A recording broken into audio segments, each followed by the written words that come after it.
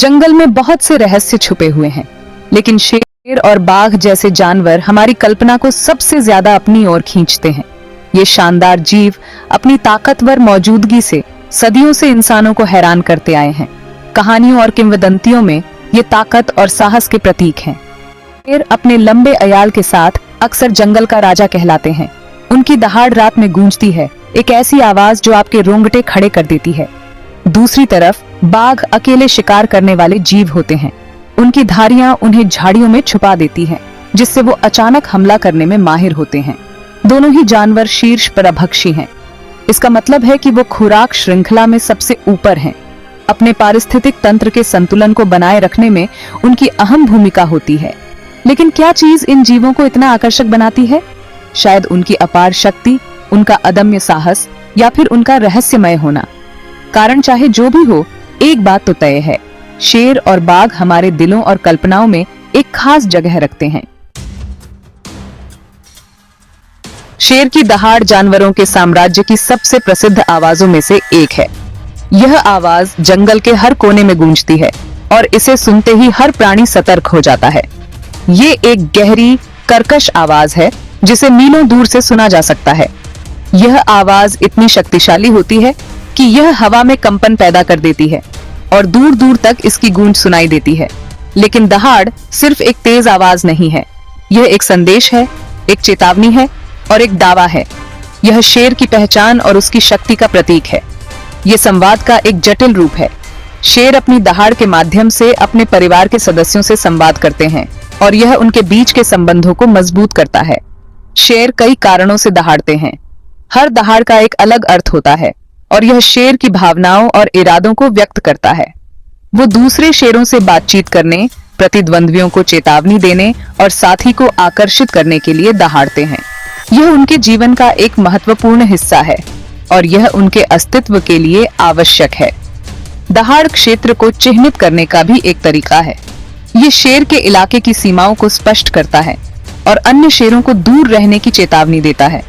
जब एक शेर दहाड़ता है तो वो एक स्पष्ट संदेश भेजता है, ये मेरा इलाका है, दूर रहो। ये संदेश इतना स्पष्ट और शक्तिशाली होता है कि कोई भी इसे अनदेखा नहीं कर सकता। ये आवाज इतनी शक्तिशाली होती है कि ये सबसे बड़े जानवरों को भी डरा सकती है। यह आवाज जंगल के अन्य प्राणियों के दिलों में डर पैदा कर देती है और वे तुरंत सतर्क हो जाते हैं।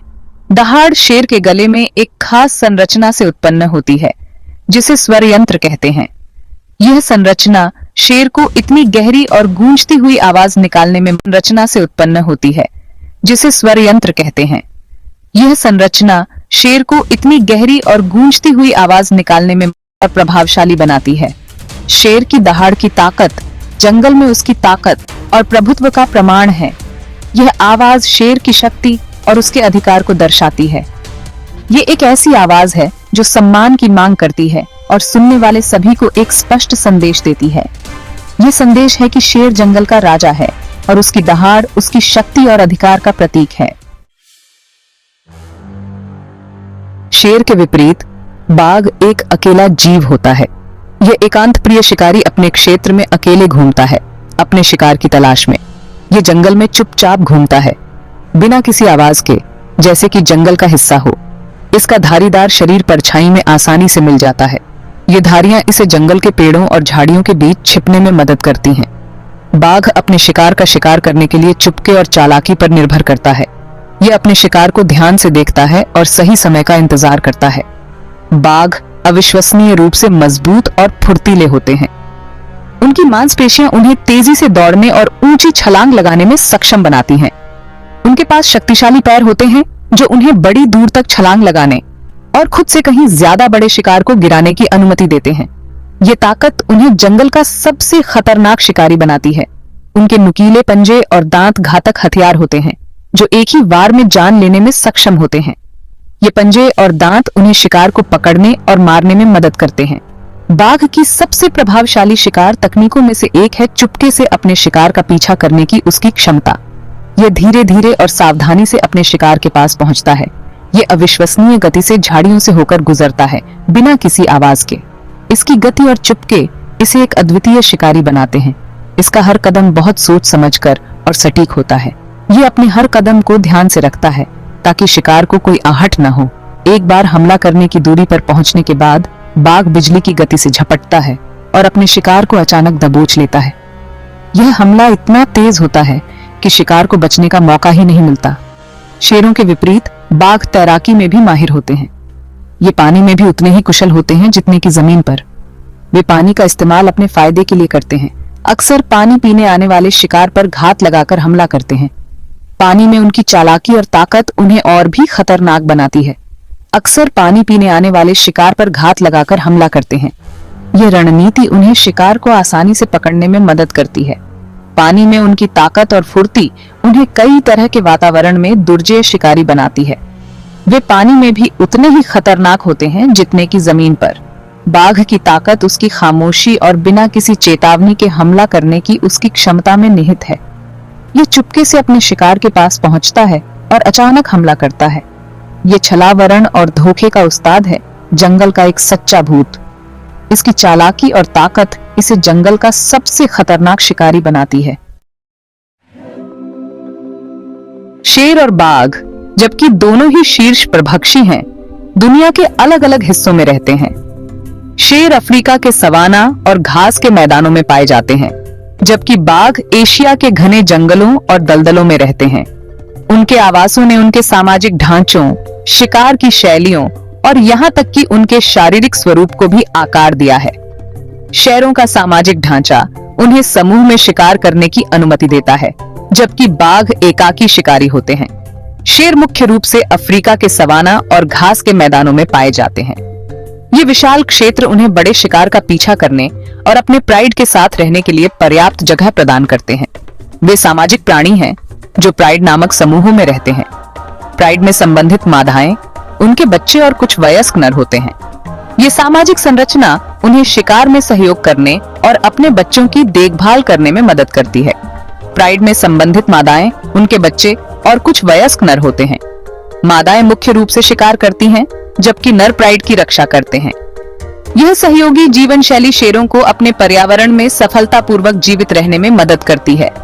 खुला सवाना शेरों को उनके आसपास के वातावरण का स्पष्ट दृश्य प्रदान करता है, जिससे शिकार और प्रतिद्वंद्वियों को पहचानना आसान हो जाता है। यह दृश्यता उन्हें अपने शिकार को दूर से ही देखने और रणनीति बनाने में मदद करती है। दूसरी ओर बाघ पूरे एशिया में कई तरह के आवासों में पाए जाते हैं। वे घने जंगलों, दलदलों और घास के मैदानों में पनपते हैं, जहां उनकी धारियां उत्कृष्ट छलावरण प्रदान करती हैं। यह छलावरण उन्हें शिकार के करीब आने में मदद करता है। वे एकाकी जीव हैं जो अकेले रहना और शिकार करना पसंद करते हैं। बाघों की एकाकी प्रकृति उन्हें अपने शिकार पर पूरी तरह से ध्यान केंद्रित करने की अनुमति देती है, जिससे वे अधिक कुशल शिकारी बन जाते हैं। वे घने जंगलों, दलदलों और घास के मैदानों में पनपते हैं, जहां उनकी धारियां उत्कृष्ट छलावरण प्रदान करती हैं। यह छलावरण उन्हें शिकार के करीब आने में मदद करता है, जिससे वे अचानक हमला कर सकते हैं। उनके आवासों में अंतर के कारण अलग अलग विकासवादी अनुकूलन हुए हैं। शेरों ने अपने सामाजिक ढांचे के साथ सहकारी शिकार रणनीति विकसित की है, जबकि बाघों ने एकाकी शिकार की कला में महारत हासिल की है। शेरों ने अपने सामाजिक ढांचे के साथ सहकारी शिकार रणनीति विकसित की है। वे समूह में शिकार करते हैं, जिससे बड़े शिकार को पकड़ना आसान हो जाता है। यह सहयोगी शिकार उन्हें अपने पर्यावरण में शीर्ष परभक्षी बनाए रखता है। बाघ एकाकी शिकारी के रूप में चुपके और घात लगाकर हमला करने की रणनीति पर भरोसा करते हैं। वे अपने शिकार के करीब चुपचाप पहुंचते हैं और अचानक हमला करते हैं, जिससे शिकार को बचने का मौका नहीं मिलता।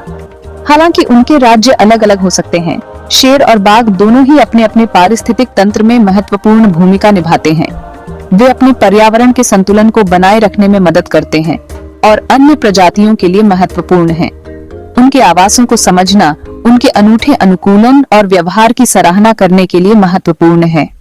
यह समझ हमें इन अद्भुत प्राणियों के संरक्षण और उनके प्राकृतिक आवासों की रक्षा करने में मदद कर सकती है।